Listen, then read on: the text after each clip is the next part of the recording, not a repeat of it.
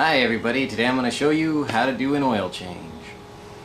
There's only two things you need to really do most oil changes. That's motor oil and a filter. And I guess a set of hand tools is nice too. The first thing I do is pull out the dipstick. I loosen the fill cap, but I don't take it off. I loosen the fill cap and take out the dipstick because it's a little ritual that lets me know the engine's empty of oil. The drain pan goes under the car. You want to locate the oil filter and loosen it. I wanted to add a quick note about tools when doing an oil change. There's only two that really work for oil filters. Your bare hands and these guys. All the other ones, they might work, they might not work, but I haven't found them reliable. So once you find your filter and you break it free using a wrench or your hand, you want to double check for this gasket on the edge. If it's not here on the filter, it's up on the engine, and that's called double gasketing. After you've got the filter off and everything, you want to check the new filter against the old filter by matching them up. That also pre-lubes the gasket so it seals better. To install the new oil filter, you want to screw it on hand tight and then crank it down another 1/8. You can use a wrench or just really get two hands on it. You have to reach up under the engine and pop the drain plug. Then you want to let her drain. Sorry, it's an in the weeds Miata, so you can't really see much, but that's the plug that comes out. Drain plugs. When you find a strip drain plug, it really sucks. I am not a fan of replacement drain plugs that are not stock. This one has a little magnet on it, but it doesn't seal very well, and I hate this gasket. Now I had to replace this drain plug because the hex portion stripped.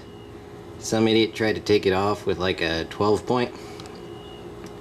If you strip the threads out, you're gonna have to go aftermarket because you're gonna have to buy a rethreading drain plug. Now a rethreading drain plug, the real trick with them is use a wrench, not a ratchet, but a wrench, and slowly turn it in and get it snug, and then a little bit of a turn past snug, and then leave it. It's better to have a replacement drain plug leak a little bit than have an oversized plug yank out the threads that it remakes, because then you're in deep doo-doo. Once it's done draining, you want to screw back in the drain plug. Be very careful to start it on the threads correctly. Get him out the way. 1 or 2 drips on your garage is going to happen, so if you care, throw something down. And then we'll finish them off with the ratchet. Refill it with the proper amount of the right weight oil. Just use what it says on the cap or what the shop manual recommends. One trick I've learned over the years is sometimes you can't see how much oil you're putting in because you can't view through this little window. If you look down through the top with the light with you and slide your finger along here, your finger will stop at the fluid level where you lose the shadow. You can tell how much oil you've put in. You've added your oil. Most passenger cars, it's about 4 quarts if you don't have a clue. I'd start with 3.5 if it's a really tiny engine. Place your cap back, leave your dipstick out, and start the car. Alright, so now you want to start your car, let it build oil pressure, and let it run for about 30 seconds.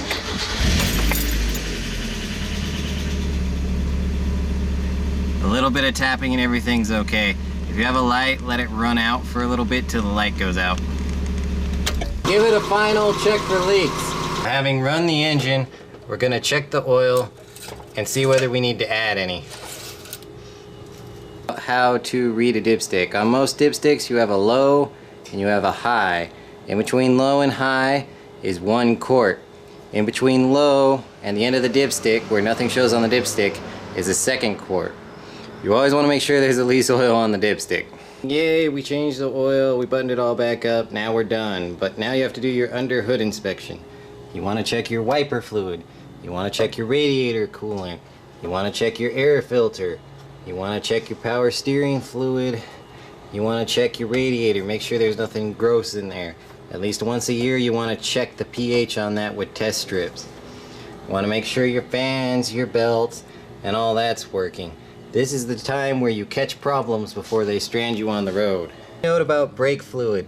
Normally, it starts out at max when the brakes are at full wear and drops down to low as the brakes wear out.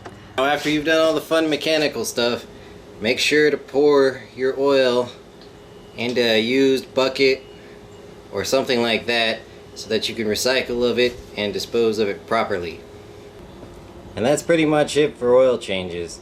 There's only two wild cards out there in the oil change world. First is a turbo. You need to take the new filter and fill it with oil before screwing it on. Otherwise the turbo will get starved for oil and could score the bearings. Turbos spin very fast. They can't handle that for a second.